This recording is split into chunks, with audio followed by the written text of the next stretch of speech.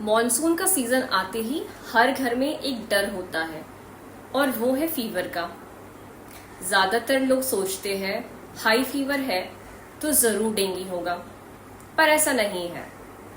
क्या आप जानते हैं एक और फीवर है जो काफी डेंजरस है और इंडिया में रैपिडली बढ़ रहा है, जो है स्क्रब टाइफस।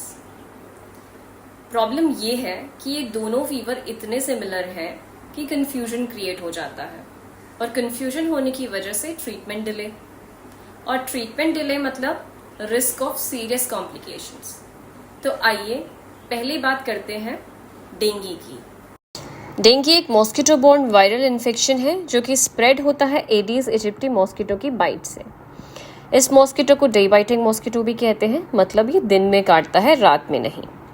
तो आइए अब बात करते हैं डेंगू के सिम्टम्स की, जो कि यूजुअली 4 से 10 दिन के अंदर अपीयर होते हैं, जिसमें सबसे पहला सिम्टम है हाई फीवर।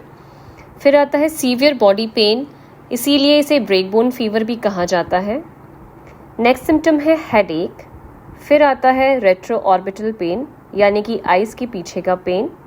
नेक्स्ट सिम्टम है स्किन रैश, जो कि कई केसेस में देखने को मिलते हैं। और लास्टली है नोजिया वॉमिटिंग। अब आते हैं स्क्रब टाइफस पे। स्क्रब टाइफस एक बैक्टीरियल इन्फेक्शन है जिसे कॉज करता है ओरिएंशिया शुशुगमुशी। ये स्प्रेड होता है एक छोटे से माइट की बाइट से, जो ज़्यादातर ग्रासलैंड्स, बुशेस और फॉरेस्ट एरियाज में होती है।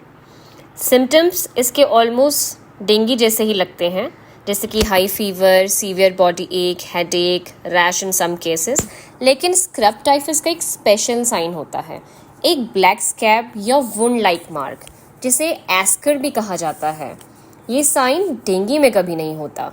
अब सोचिए, दोनों में फीवर, दोनों में बॉडी पेन और दोनों में रैशेस, तो नॉर्मल सी बात है कंफ्यूजन होगा ही। तो फिर लोग सोचते हैं कि ये डेंगू है, और स्क्रब टाइफस की जो डायग्नोसिस होती है वो लेट होती है।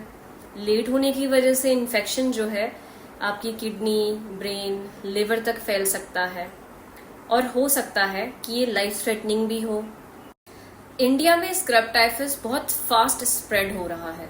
उत्तराखंड, हिमाचल प्रदेश, केरला और नॉर्थ ईस्ट जैसे स्टेट्स में केसेस काफी ज्यादा रिपोर्ट हो रहे हैं, और रूरल एरिया जो कि हाई रिस्क में है, क्योंकि वहां पे लोग ज्यादातर फील्ड में और ग्रासलैंड्स में काम करते हैं। अब बात करते हैं प्रिवेंशन की, क्योंकि prevention is always better than cure. तो डेंगू के लिए मॉस्किटो नेट्स का यूज़ करें, स्पेशली डे टाइम नैप्स के लिए। रेप्लिकेंट्स का यूज़ करें। स्टैगनेंट वाटर अवॉइड करें, क्योंकि यही मॉस्किटो ब्रीडिंग ग्राउंड है। अब बारी आती है स्क्रब टाइफस के लिए। अगर आप फील्ड्स, बुशेस या फिर जंगल एरियाज में जा रहे हैं तो फुल स्लीव के कपड़े पहने और कवर्ड शूज़ पहने। रेप्लिकेंट्स का भी यूज़ करें। और सबसे इम्पॉर्टेंट, अगर फीवर के साथ कोई वुंड लाइक ब्लैक मार्क दिखे तो इमीडिएटली डॉक्टर से कंसल्ट करें।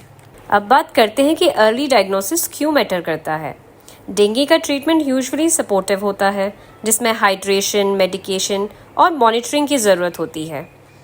और वहीं पे स्क्रब टाइफस का ट्रीटमेंट एंटीबायोटिक्स से होता है, मतलब दोनों डिजीज़ का अप्रोच टोटली डिफरेंट है। इसीलिए अर्ली डायग्नोसिस ज़िंदगी बचा सकती है। तो दोस्तों, मॉनसून फीवर को लाइटली मत लीजिए। स्क्रब टाइफस और डेंगू सेम ही लगते हैं, लेकिन दोनों का ट्रीटमेंट अलग अलग है, और अवेयरनेस ही आपका सबसे पहला प्रोटेक्शन है। इसलिए अगर आपको ये वीडियो यूजफुल लगे तो अपनी फैमिली और फ्रेंड्स के साथ ज़रूर शेयर कीजिएगा।